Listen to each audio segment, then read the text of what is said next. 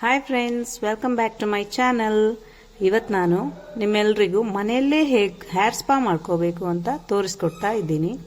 ಸಲೂನ್ಗೆ ಹೋಗಿ hair spa ಮಾಡ್ಕೊಳ್ಳೋಕೆ ಕೆಲವರಿಗೆ ಟೈಮ್ ಸಾಕಾಗೋಲ್ಲ, ಕೆಲವರಿಗೆ ಕೆಲಸಕ್ಕೆ ಹೋಗೋರಿರ್ತಾರೆ, ಕಾಲೇಜಿಗೆ ಹೋಗೋರಿರ್ತಾರೆ, ಹಾಗೆ ಕೆಲವರಿಗೆ ನಂತರ ಚಿಕ್ಕ ಚಿಕ್ಕ ಮಕ್ಕಳಿರ್ತಾರೆ, ಅವ್ರಿಗೆಲ್ಲ ಟೈಮೇ ಇರೋದಿಲ್ಲ. ಹಾಗೆ ಇದೆಲ್ಲ ಸ್ವಲ್ಪ ಎಕ್ಸ್ಪೆನ್ಸಿವ್ ಕೂಡ ಆಗಿರುತ್ತೆ. ಅಂಥವರಿಗೆ ಮನೆಯಲ್ಲೇ ಹೇರ್ ಸ್ಪಾ ಮಾಡ್ಕೊಳ್ಳೋದ್ರಿಂದ ಟೈಮ್ ಕೂಡ ಸೇವ್ ಆಗುತ್ತೆ, ದುಡ್ಡು ಕೂಡ ಖರ್ಚಾಗೋದಿಲ್ಲ. ಸೊ ನಾನಿಲ್ಲಿ ಏನೆಲ್ಲ ಸ್ಟೆಪ್ಸ್ ಫಾಲೋ ಮಾಡಬೇಕು ಅಂತೆಲ್ಲ ಹೇಳ್ಕೊಡ್ತೀನಿ. ಏನಿಲ್ಲ, ತುಂಬ ಸಿಂಪಲ್ ಮೆಥಡಲ್ಲಿ ತುಂಬ ಕಮ್ಮಿ ಸಮಯದಲ್ಲಿ ಈ ಹೇರ್ ಸ್ಪಾನ ಮಾಡ್ಕೋಬಹುದು. ಹಾಗೆ ನಮ್ಮ ಕೂದಲು ಚೆನ್ನಾಗಿ ಕೂಡ ಕಾಣುತ್ತೆ. ಸೊ ಫಸ್ಟ್ ಎಲ್ಲಾರ ಮೈಂಡ್ಗೂ ಬರುತ್ತೆ ಹೇರ್ ಸ್ಪಾ ಏನಕ್ಕೆ ಮಾಡ್ಕೋಬೇಕು ಅಂತ.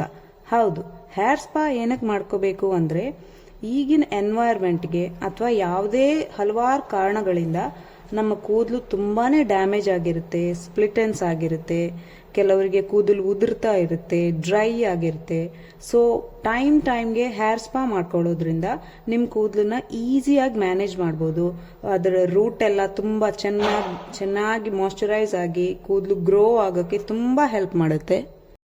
ಆಮೇಲೆ ಎಲ್ಲರಿಗೂ ಒಂದೇ ತರಹ ಆಗ್ಬೇಕಂತ ಏನೂ ಇರೋದಿಲ್ಲ. ಕೆಲವೊಬ್ಬರಿಗೆ 1 ಮಂತ್ಗೆ ಒಂದ್ಸಲ ಬೇಕಾಗುತ್ತೆ, ಕೆಲವರಿಗೆ 15 ಡೇಸ್ಗೆ ಒಂದ್ಸಲ ಬೇಕಾಗುತ್ತೆ. ನನ್ನ ಹೇರ್ ತುಂಬ ಕರ್ಲ್ ಹಾಗೂ ವೇವಿ ಆಗಿದೆ, ನನಗೆ 15 ಡೇಸ್ಗೆ ಒಂದ್ಸಲ ಹೇರ್ ಸ್ಪಾ ಬೇಕಾಗುತ್ತೆ.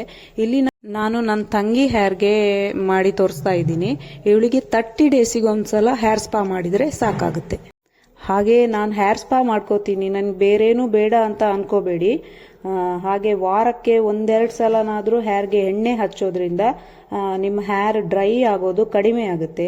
ಈಗ ನಮ್ಮ ದೇಹಕ್ಕೆ ಹೇಗೆ ಆಹಾರ ಬೇಕೋ ಹಾಗೆ ಕೂದಲಿಗೂ ಕೂಡ ಆಯಿಲಿಂಗ್ ಮಾಡೋದ್ರಿಂದ ನಿಮ್ಮ ಕೂದಲು ದಟ್ಟವಾಗಿ ಕೂಡ ಬೆಳೆಯುತ್ತೆ.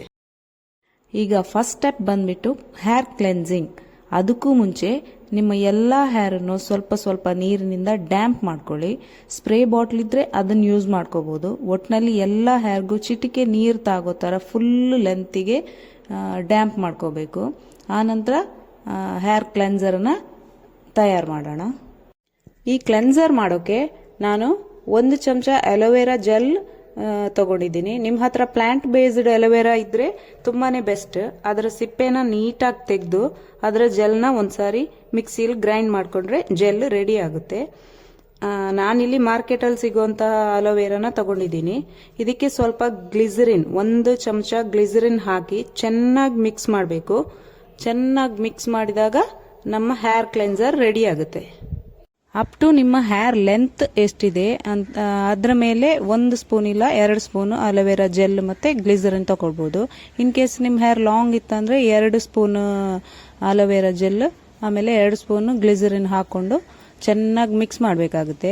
ಗ್ಲಿಸರಿನ್ ಇಲ್ಲದೆ ಇರೋರು ಮನೆಯಲ್ಲಿರೋ ವಿನೆಗರ್ ಇರುತ್ತೆ, ಆಪಲ್ ಸೀಡರ್ ವಿನೆಗರ್, ಅದನ್ನು ಕೂಡ ಯೂಸ್ ಮಾಡ್ಕೋಬಹುದು. 1 ಟೇಬಲ್ ಸ್ಪೂನ್ ಇಲ್ಲ 2 ಟೇಬಲ್ ಸ್ಪೂನ್ ಹಾಕೊಂಡು ಈ ತರ ಜೆಲ್ ರೆಡಿ. ಈಗ ಈ ಜೆಲ್ನ ತಕೊಂಡು ಒಂದು ಸೈಡಿಂದ ನಿಮ್ಮ ಸ್ಕಾಲ್ಪ್ಗೆ ಅಪ್ಲೈ ಮಾಡ್ತಾ ಬರಬೇಕು. ಇಲ್ಲೊಂದು ಕಂಡೀಷನ್ ಅಪ್ಲೈ ಆಗುತ್ತೆ. ಯಾರಿಗೆಲ್ಲ ಫಂಗಲ್ ಇನ್ಫೆಕ್ಷನ್ ಹಿಂದೆ ಆಗಿದೆ ಅವ್ರು ಆಗ್ತಾ ಇದೆ ಅಂದ್ರೆ ನಿಮ್ಮ ಸ್ಕಾಲ್ಪ್ ಒಂಥರ ಆಸಿಡಿಕ್ ಟೈಪ್ ಆಗಿದ್ರೆ, ಡ್ಯಾಂಡ್ರಫ್ ಆಗಿದ್ರೆ ನೀವು ಸ್ಕಾಲ್ಪ್ಗೆ ಈ ಕ್ಲೆನ್ಸರ್ನ ಹಾಕೋದನ್ನ ಅವಾಯ್ಡ್ ಮಾಡಿ. ಡೈರೆಕ್ಟ್ ನಿಮ್ಮ ಕೂದಲಿಗೆ ಮಾತ್ರ ಅಪ್ಲೈ ಮಾಡಿ. ಈ ತರ ಯಾವ ಪ್ರಾಬ್ಲಮ್ ಇಲ್ಲ, ನೋ ಪ್ರಾಬ್ಲಮ್ ಅನ್ನೋರು ಚೆನ್ನಾಗಿ ಸೈಡ್ ಬೈ ಸೈಡ್ ಸ್ಕಾಲ್ಪ್ಗೆ ಕ್ಲೀನ್ ಆಗಿ ಈ ಕ್ಲೆನ್ಸರ್ನ ಹಚ್ಚಬೇಕು. ಈ ಕ್ಲೆನ್ಸರ್ ನಿಮ್ಮ ಸ್ಕಾಲ್ಪ್ ಅನ್ನ ಕಂಪ್ಲೀಟ್ ಆಗಿ ಕ್ಲೀನ್ ಮಾಡುತ್ತೆ. ಇದೊಂಥರ ಕೆಮಿಕಲ್ ಎಕ್ಸ್ಪೊಲಿಟೇಷನ್ ಇದ್ದ ಹಾಗೆ. ಸ್ಕಾಲ್ಪ್ ಅಲ್ಲಿರೋ ಯಾವುದೇ ರೀತಿಯ ಇನ್ಫೆಕ್ಷನ್ ನ ಕಂಪ್ಲೀಟ್ ಆಗಿ ರಿಮೂವ್ ಮಾಡುತ್ತೆ. ಈ ಹಿಂದೆ ಹೇರ್ಗೆ ಯೂಸ್ ಮಾಡಿದ ಕೆಮಿಕಲ್ಸ್ ಇರ್ಬೋದು, ಯಾವುದೇ ಪ್ರಾಡಕ್ಟ್ಸ್ ಇರ್ಬೋದು, ಇದೆಲ್ಲ ಕಂಪ್ಲೀಟ್ ಆಗಿ ಕ್ಲೀನ್ ಆಗುತ್ತೆ. ಹೇರ್ನ ಫುಲ್ ಲೆಂತ್ ವರೆಗೂ ಈ ಕ್ಲೆನ್ಸರ್ನ ಹಾಕಬೇಕು. ಒಂದು 5 ನಿಮಿಷ ಆದಮೇಲೆ ಪ್ಲೈನ್ ವಾಟರಲ್ಲಿ ವಾಶ್ ಮಾಡ್ಕೊಳ್ಳಿ. ಈ ಹೇರ್ ಸ್ಪಾ ಪ್ರೊಸೆಸ್ಸಲ್ಲಿ ಒಂದು 2-3 ಸಲ ಹೇರ್ ವಾಶ್ ಮಾಡೋಕೆ ಸಿಗುತ್ತೆ. ಬಟ್ ಏನು ಹೆದರ್ಕೋಬೇಡಿ, ತುಂಬ ಸಲ ಹೇರ್ ವಾಶ್ ಮಾಡಿದರೆ ಹೇರ್ ಉದುರುತ್ತೇನೋ ಅನ್ಕೋಬೇಡಿ. ನೋ ಪ್ರಾಬ್ಲಮ್, ಏನೂ ಆಗೋದಿಲ್ಲ. ಸೊ ನೆಕ್ಸ್ಟ್ ಈಗ ಫುಲ್ ಆಗಿ ಡ್ರೈ ಮಾಡೋದೇನು ಬೇಡ, ಸ್ವಲ್ಪ ಒದ್ದೆ ಇದ್ರೂ ಪರವಾಗಿಲ್ಲ. ಸೆಕೆಂಡ್ ಸ್ಟೆಪ್ ಬಂದ್ಬಿಟ್ಟು ನ್ಯೂಟ್ರಿಯೇಟಿವ್ ಮಾಸ್ಕ್ ತಯಾರು ಮಾಡ್ಕೊಳ್ಳೋಣ. ಅದಕ್ಕಾಗಿ 1 ಸ್ಪೂನ್ ಅಲೋವೆರಾ ಜೆಲ್, ಹಾಗೆ 2 ವಿಟಮಿನ್ ಇ ಟ್ಯಾಬ್ಲೆಟ್, ಆಮೇಲೆ 1 ಸ್ಪೂನ್ ಕೋಕೋನಟ್ ಆಯಿಲ್. ಇದು ಮೂರನ್ನು ಸರಿಯಾಗಿ ಮಿಕ್ಸ್ ಮಾಡಬೇಕು. ಅದು ಕ್ರೀಮ್ ಬೇಸಿಗೆ ಬರೋ ತನಕ ಅದನ್ನು ಚೆನ್ನಾಗಿ ಮಿಕ್ಸ್ ಮಾಡ್ಕೊಳ್ಬೇಕು. ಈ ಮಾಸ್ಕನ್ನು ಸ್ಕಾಲ್ಪ್ಗೆ, ಫುಲ್ ಲೆಂತ್ಗೆ, ಹಾಗೆ ಹೇರ್ನ ಎಂಡ್ವರೆಗೆ ಒಳ್ಳೆ ಮಾಡಿ ಹಚ್ಕೊಳ್ಳಿ. ಕಂಪ್ಲೀಟಾಗಿ ಹೇರ್ ಮಾಸ್ಕ್ ಎಲ್ಲ ಕಡೆ ತಾಗಬೇಕು. ಈ ಹೇರ್ ಮಾಸ್ಕ್ ಎಷ್ಟು ಒಳ್ಳೆ ಕೆಲಸ ಮಾಡುತ್ತೆ ಅಂದರೆ ಫುಲ್ ಹೇರ್ನ ಟೆಕ್ಸ್ಚರ್ನೇ ಚೇಂಜ್ ಮಾಡಿಬಿಡುತ್ತೆ. ಹೇರ್ನ ಎಂಡ್ವರೆಗೆ ನರಿಷ್ ಮಾಡುತ್ತೆ, ಗ್ರೋ ಆಗೋಕ್ಕೆ ಹೆಲ್ಪ್ ಮಾಡುತ್ತೆ, ಸ್ಪ್ಲಿಟ್ ಎಂಡ್ಸ್ ಆಗೋಕ್ಕೆ ಬಿಡೋದಿಲ್ಲ. ಇದು ಹಚ್ಚೋವಾಗಲೇ ಎಲ್ಲ ಹೇರ್ಗೂ ಅದಾಗೆ ಸ್ಪ್ರೆಡ್ ಆಗ್ತಾ ಇದೆ ಈಸಿಯಾಗಿ. ಅಷ್ಟೊಂದು ಸ್ಮೂತಾಗಿ ಇದರ ಟೆಕ್ಸ್ಚರ್ ಇದೆ. ಇಲ್ಲೂ ಹಾಗೆ ನಿಮ್ಮ ಹೇರ್ ಫುಲ್ಲಾಗಿ ಡ್ರೈ ಆಗಿರ್ಬೇಕಂತ ಏನೂ ಇಲ್ಲ, ಸ್ವಲ್ಪ ಒದ್ದೆ ಆಗಿದ್ರೂ ಪರವಾಗಿಲ್ಲ. ಈ ಮಾಸ್ಕನ್ನು ಈಗ ಫುಲ್ ಹೇರ್ಗೆ ಅಪ್ಲೈ ಮಾಡೋಣ. ನಾವಿಲ್ಲಿ ಈ ಹೇರ್ ಸ್ಪಾನ ಮನೆಯಲ್ಲೇ ಮಾಡ್ಕೊಳ್ಳೋದ್ರಿಂದ ಎಕ್ಸ್ಪೆನ್ಸಿವ್ ಮೆಷಿನ್ ಏನೂ ಇರೋದಿಲ್ಲ ಪಾರ್ಲರಲ್ಲಿರೋ ಹಾಗೆ. ಸೊ ಅದಕ್ಕಾಗಿ ನೀಟಾಗಿ ಹೇರ್ನ ಟೈ ಮಾಡಿಬಿಟ್ಟು ಹಾಗೆ ಬಿಟ್ಬಿಡಿ. ಇದು ಒಂದು 4-5 ಗಂಟೆ ಹೀಗೆ ಇಟ್ಕೋತೀವಿ ಅನ್ನೋರಿಗೆ ಮಾತ್ರ. ಹೊರಗಡೆ ತುಂಬ ಬಿಸಿಲಿರೋದ್ರಿಂದ ಅದಾಗೆ ಸ್ಟೀಮ್ ಆಗುತ್ತೆ ಹೊರಗಿನ ಹೀಟಿಗೆ. ಅದೇ 1 ಅವರ್ ಒಳಗಡೆ ವಾಶ್ ಮಾಡ್ತೀವಿ ಟೈಮ್ ಇಲ್ಲ ಅನ್ನೋರಿಗೆ ಶವರ್ ಬ್ಯಾಗ್ ಇರುತ್ತೆ, ಇಲ್ಲ ಪೋಲಿ ಬ್ಯಾಗ್ ಇರುತ್ತೆ, ಅದನ್ನು ಹಾಕೋಬೇಕಾಗುತ್ತೆ. ಇದು ಮ್ಯಾಂಡೇಟ್ರಿ, ಒಳ್ಳೆ ಸ್ಟೀಮ್ ಆಗುತ್ತೆ. ನಾವೀ ಹೇರ್ ಮಾಸ್ಕನ್ನ ಎಷ್ಟು ಹೊತ್ತು ಬೇಕಾದರೂ ಇಟ್ಕೋಬೋದು. ಇನ್ನಷ್ಟು ಹೇರ್ನ ರಿಪೇರ್ ಮಾಡುತ್ತೆ, ಹಾಗೆ ಸ್ಮೂತ್ ಮಾಡುತ್ತೆ. ಈಗ ಎಲ್ಲ ಹೇರನ್ನ ನೀಟಾಗಿ ಟೈ ಮಾಡ್ಕೊಂಡು ಬಿಡೋಣ. ನಾವಿಲ್ಲಿ ಟೈಮ್ ಇಲ್ಲದೆ ಇರೋದ್ರಿಂದ ಜಸ್ಟ್ 1 ಅವರ್ ಮಾತ್ರ ಹಾಗೆ ಬಿಡ್ತೀವಿ. ನೆಕ್ಸ್ಟ್ ಎಗೈನ್ ಹೇರ್ನ ಶ್ಯಾಂಪೂ ಹಾಕಿ ವಾಶ್ ಮಾಡ್ಕೊಳ್ಳಿ.